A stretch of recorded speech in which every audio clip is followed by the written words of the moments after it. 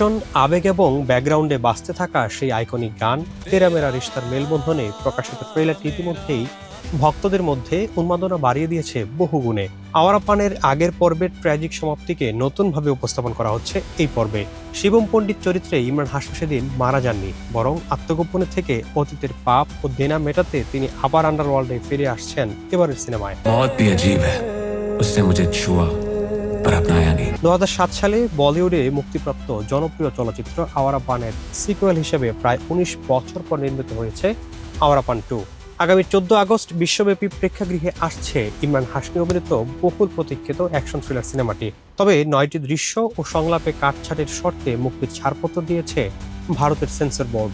এসব পরিবর্তনের পর ছবিটি UA 16+ সার্টিফিকেট পেয়েছে, ফলে 16 বছর বা তার বেশি বয়সী দর্শকরা অভিভাবকের তত্ত্বাবধানে ছবিটি দেখতে পারবেন। সম্প্রতি জারি করা সেন্সর সনদ অনুযায়ী ছবিটির চূড়ান্ত দৈর্ঘ্য 2 ঘন্টা 20 মিনিট 20 সেকেন্ড। সেন্সর বোর্ডের নির্দেশ মতে অডিও ও সাবটাইটেল থেকে আপত্তিকর শব্দ বাদ দিয়ে তুলনামূলক মার্জিত শব্দ ব্যবহার, রক্তক্ষয়ী দৃশ্যগুলোর তীব্রতা প্রায় 50% কমানো এবং সরাসরি মাদক সেবনের কয়েকটি দৃশ্য সংক্ষিপ্ত করা হয়েছে। সিনেমাতে মাদক ও শিশু পাচার বিরোধী সচেতনতামূলক বার্তা যুক্ত করা হয়েছে। বিভিন্ন স্থানে ধূমপান ও মাদক বিরোধী সতর্ক বার্তাও সংযোজনের নির্দেশ দেওয়া হয়েছে।